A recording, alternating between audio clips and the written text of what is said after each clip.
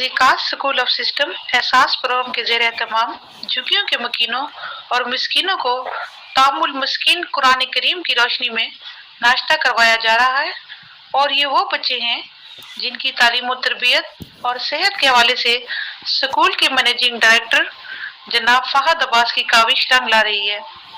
ممتاز ادیب و خطیب منشا قاضی نے اہل خیر حضرات کی توجہ ان بچوں کی تعلیم و تربیت پر اٹھنے والے اخراجات کی طرف مبذول کروائی ہے۔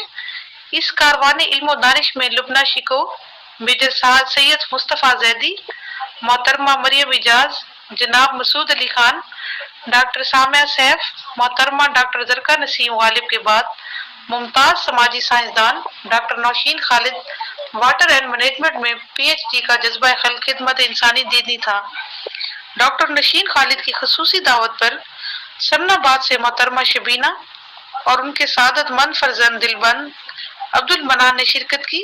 سر شبیر، سر حمزہ اور محترمہ سلمہ نے مہمان نوازی کی منتہا کو چھوتے ہوئے محترمہ ڈاکٹر نوشین خالد اور مہمان اعزاز جناب سید عامر علی شاہ بخاری کا پرتقاب خیر مقدم کیا۔ فرحان یوسف فوٹوگرافر کے ساتھ آئینہ مثال حسب منشا یوٹیوب چینل لاہور۔